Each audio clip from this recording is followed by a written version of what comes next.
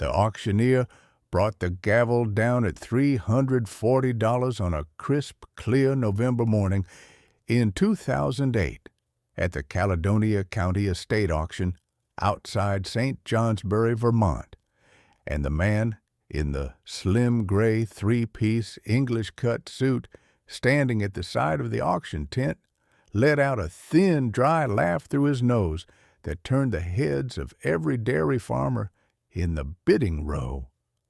Percival Whittington Garraway was 49, 6 feet, and slim as a hayfork handle, thinning fair brown hair combed straight back, a thin pencil mustache, sharp, narrow gray-blue eyes behind small, round, gold-rimmed spectacles on a long, aristocratic nose, a pale, unweathered face that had spent little time outside in 25 years. He wore a slim, charcoal gray three-piece glen-plaid English-cut suit over a crisp white French cuff dress shirt with small gold cufflinks engraved with the letter W, a dark green and gold regimental striped silk tie, polished oxblood wingtip shoes, a slim oxblood attache case in his left hand. A slim leather driving glove was tucked into his left jacket pocket. A heavy gold ring with a small carnelian intaglio sat on his left pinky, and a slim gold mechanical pencil rode in his breast pocket. Percival ran the Burlington satellite office of Eastern Maritime Indemnity, a Boston insurance carrier, and had been assigned to oversee the orderly liquidation of the personal property of one Reuel Hawthorne, deceased October 1992, after Eastern Maritime's payout had cleared the man's outstanding liens to within $43. The 1963 Dodge D-500 medium-duty wrecker at the back of the lot had been on the Hawthorne estate's books since the rollover. The widow had remarried and moved out of state in 2004, and the daughter had finally consented to dispose of the truck after 16 years. Percival had told the auctioneer privately he would have written the truck off Eastern Maritime salvage ledger as a total loss, because the bed planks were rotted and the boom had a frayed cable. The 24-year-old shop mechanic in the deeply faded wool work jacket standing in the back row had just outbid him for $340 against Percival's casual $80 opening shot, and Percival was making sure the Caledonia County dairy farmers understood the joke. Linus Tilden folded the auction slip into the inside breast pocket of his thick-lined wool work jacket and walked through the frost-crisped grass to the truck. The D-500 was 19 feet of medium-duty conventional cab Detroit iron. The cab painted a faded, burnt maple red oxidized to a chalky terracotta along the body panels and yellowed sand cream along the upper edges of the doors and the cab roof. The chrome Dodge letters across the front of the hood tarnished to a dull pewter. Both small chrome cab mirrors snapped off at the brackets. A hand-built single-mast wrecker boom with a homemade pulley head and a hand-cranked twin-drum winch welded onto the rear of the bed listing 3 degrees right with both cables frayed. The wooden cargo deck planks rotted through, 3 of the 4 tires flat, and the word junk spray-painted in flaking spruce green block letters across the driver's door. The steel running boards on both sides were original, and the driver's side board had a small 4-inch heat-treated rectangle visible on the underside of the steel skirt, where a thin weld bead ran around 3 sides. Linus had grown up 4 miles down Route 100 from the truck's last parking spot. His grandfather, Wilbur Tilden, was waiting at the trailer. Wilbur was 78, a retired Vermont state highway snowplow operator who had spent 34 winters running plow trucks over the Green Mountain passes, 5'8", short and square-shouldered with a deep stoop from decades of cab work. Snow-white hair under a deep-knit charcoal gray wool toque, pulled low, a thick white mustache, deep watery blue eyes in a wind-burned face, a thin pale scar across his right jaw from a 1968 logging accident. Brown leather suspenders held up his faded denim work trousers. He wore a heavy red and black buffalo plaid wool jacket buttoned to the throat over a faded gray heavy twill work shirt, dark blue suspenders showing through the open jacket, dark gray heavy twill work pants, scuffed brown leather lace-up snow boots, and a pair of well-worn deerskin choppers tucked into the side pocket of the jacket. A small, unlit Bond Street briar pipe sat between his teeth. Wilbur set one liver-spotted hand on the rusted fender of the D-500 and stood there a long minute. He spoke quietly. He said, "Son, you bought Reuel Hawthorne's old D-500?" Reuel Hawthorne had run Hawthorne Hauling out of a small clapboard shop on Vermont Route 100 a mile north of Granville Village from 1976 until the rollover, working the steep notches between Granville and Lincoln Gap, pulling stuck dairy trucks and sap haulers and overturned logging rigs out of wet October switchbacks and deep January snow. He had built the single-mast wrecker boom himself onto the D-500's bed in 1976 with a brand-new arc welder he had bought from the Sears in Montpelier. He had married a Stowe girl named Marion Greenwood in 1979, and they had a daughter, Calla, born in 1980. Reuel had died in October of 1992, when his own Kenworth K100 log hauler caught a thin glaze of black ice on the steep grade above Granville Notch in an early-season snow squall, slid into the guardrail, broke through it, and rolled 3 times into the ravine below. He had been 46 years old. Calla was 12. The D-500 had been recovered from the Hawthorne shopyard by another wrecker out of Waterbury and parked behind the empty clapboard shop. Marion had paid the property tax on the shop and the truck for 12 years until she remarried in 2004 and moved to Concord, New Hampshire. The truck sat behind the shop for 16 years until Eastern Maritime Indemnity finally consigned it for full estate liquidation. Linus had been at the auction because his grandfather had heard from a fellow plow truck retiree in Waterbury that Reuel Hawthorne's truck was being sold. They winched the D-500 onto Linus's borrowed gooseneck trailer that afternoon. Percival Whittington Garraway stood at the side of the auction tent and watched, the slim oxblood attache case in his left hand, and as Linus pulled out, he called across the frost grass that when the boy was ready to admit the loss, Eastern Maritime Indemnity would dispose of the truck through proper channels for $50 cash. Linus did not answer. Wilbur climbed into the cab of the trailer truck, and they drove the 18 miles north up Vermont Route 16 to Greensboro, the dead D-500 rocking behind them on the frosted asphalt, the home-built single-mast boom pointing at the cold, gray Vermont sky like a bent finger.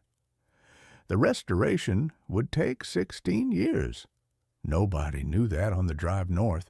Linus worked his day job at a small, heavy truck shop in Hardwick during the week, and he drove the 12 minutes up the dirt road to Wilbur's 3-stall sugar house barn every Saturday and most Sundays. They started with the engine because Wilbur insisted.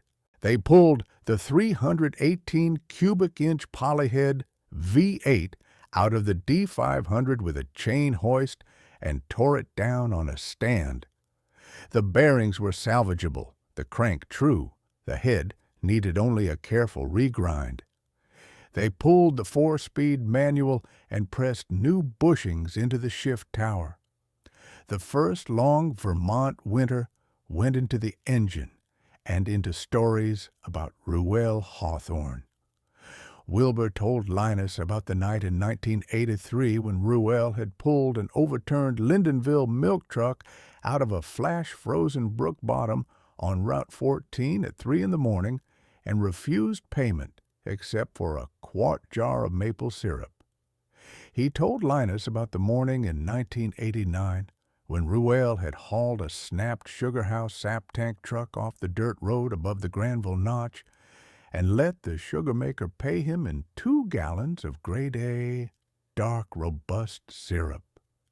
He told stories about Marion Hawthorne's apple cider donuts. The second year, they sand-blasted the frame. By the 4th year, the cab came off. In the 7th year, Wilbur could no longer climb the boom or work above his shoulders without sharp pain. He told Linus he would work from the chair from then on. He still worked. By the 9th year, the D-500 was a roller. In the 11th year, Linus's son was born, and the work paused for a month.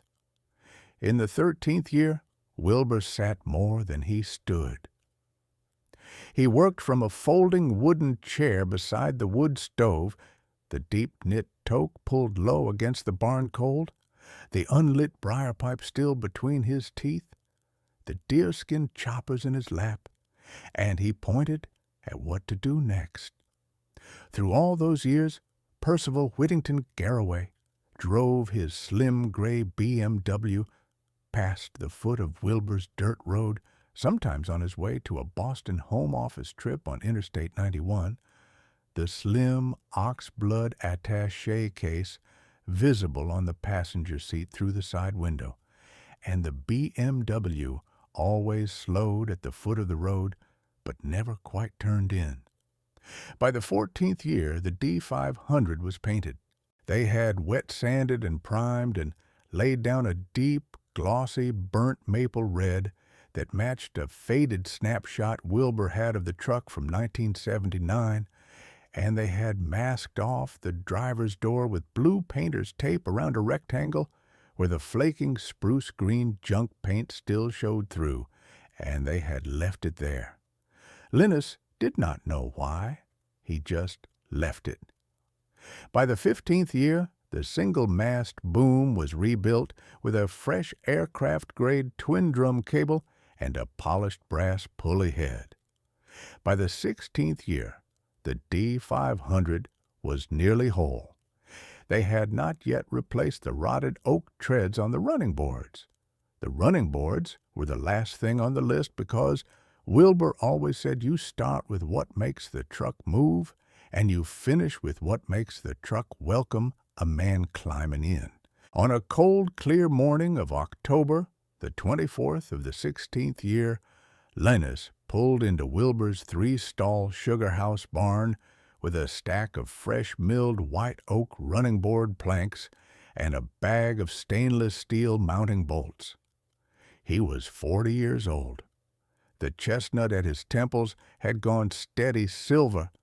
The small white scar across the back of his left hand from a snowblower auger in 2015 was a thin line, and his hands had the heavy thickness of a man who had spent half his life under hoods.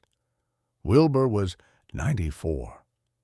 He sat in his folding wooden chair beside the wood stove with a heavy plaid wool blanket over his knees, the deep-knit charcoal gray wool toque pulled low, the unlit briar pipe still between his teeth, the deerskin choppers in his lap.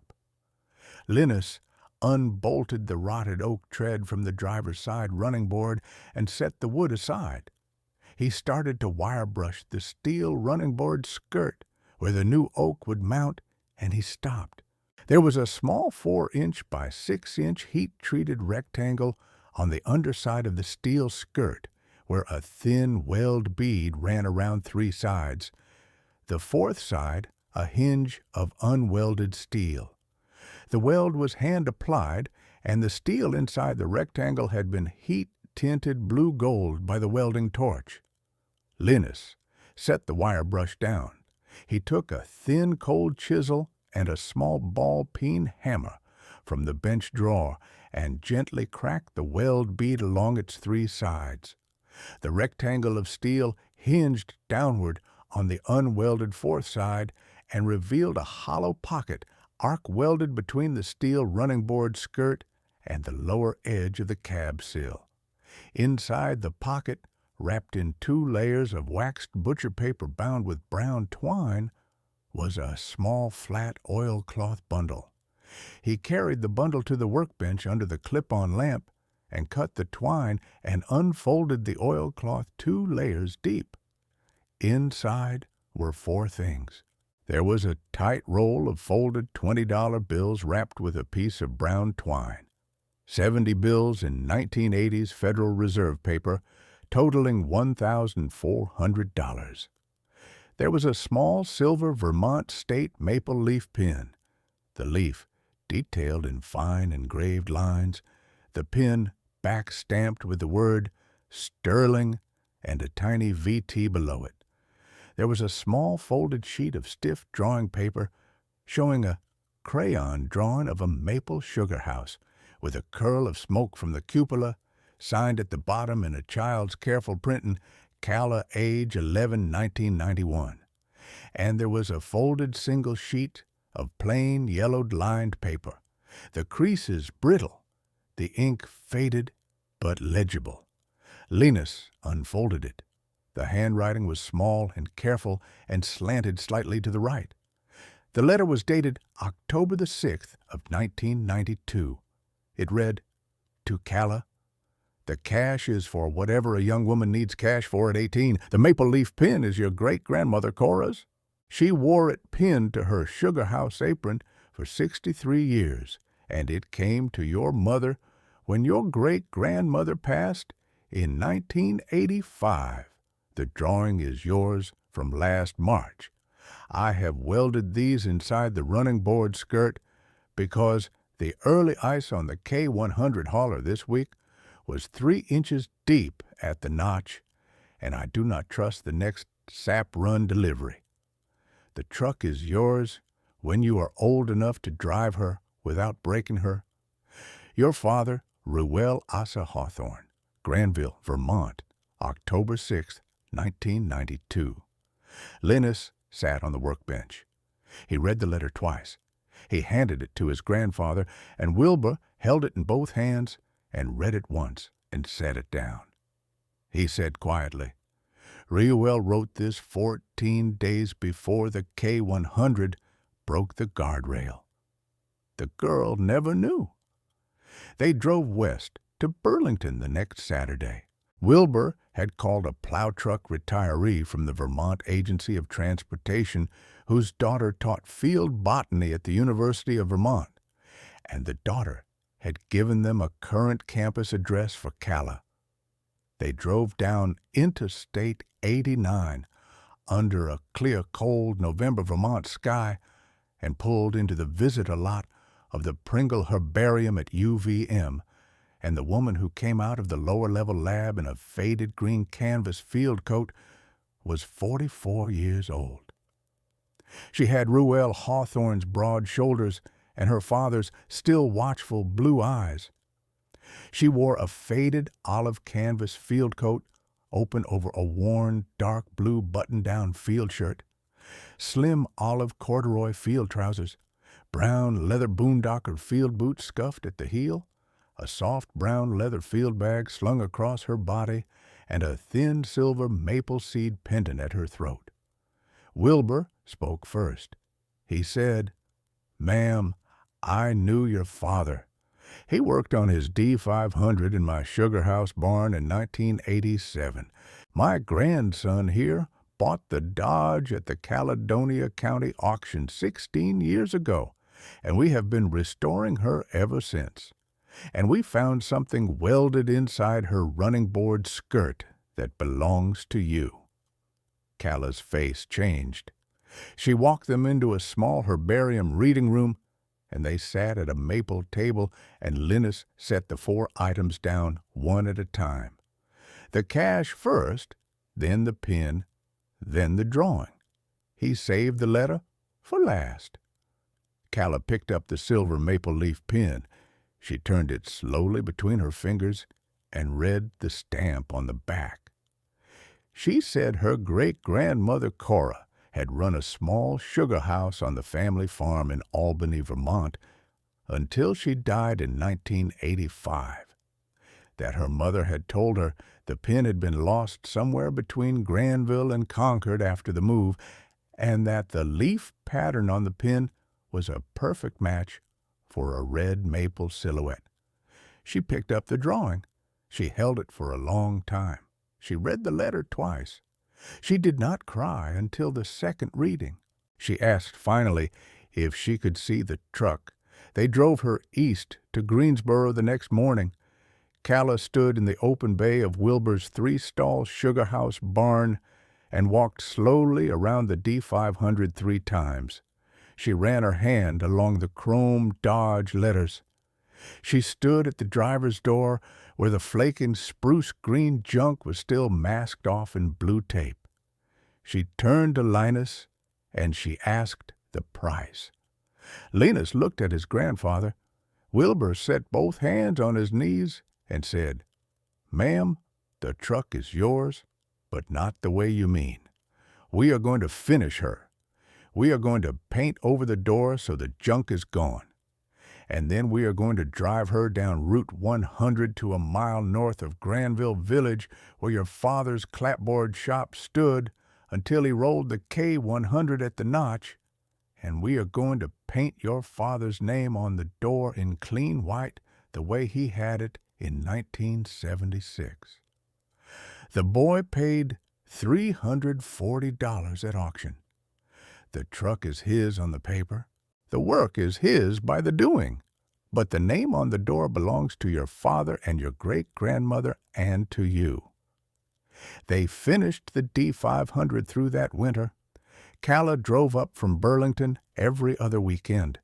On the morning of April the 18th of the 17th year, they rolled the D-500 out of Wilbur's sugar house barn under a clear blue Vermont sky, and they drove her in convoy down Vermont Route 100 to a mile north of Granville Village. They parked her facing the empty clapboard shop where Hawthorne hauling had run from 1976 to October of 1992. Linus handed Calla a small can of deep red paint and a 1-inch brush. Calla climbed up on the running board, and she painted out the flaking spruce green junk on the driver's door. She waited an hour. She opened a can of clean white lettering paint, and in her father's careful slant, she painted across the door in clean, clear letters, Hawthorne Hauling, established 1976, old enough to drive her without breaking her. She stepped down. A slim gray BMW went by on Route 100. Percival Whittington Garraway was driving. He slowed almost to a stop. He looked at the Dodge at the empty clapboard shop with the burnt maple red door and the clean white lettering. He looked at the 4 people on the gravel, and he did not laugh. He drove on. The D-500 sits on Vermont Route 100 a mile north of Granville Village today, and the sign on the door reads Hawthorne Hauling, established 1976. Calla Hawthorne teaches field botany at the University of Vermont. The $1,400 sits in a small lockbox at her apartment in Burlington. The silver maple leaf pen sits beside it. The 1991 crayon drawing is framed on her kitchen wall. The letter is in a small fireproof safe in her closet. She reads it once a year, on the 6th of October. If you ever see an old Dodge D-500 parked along a Vermont mountain road with the words Hawthorne Hauling painted on the door in clean white, slow down, roll the window down, and listen. There is a story in that truck that an insurance man in a glen-plaid suit would have written off for $50, and the work was always for the daughter. Subscribe to Iron Hook Stories for a new story every day. Thank you for watching.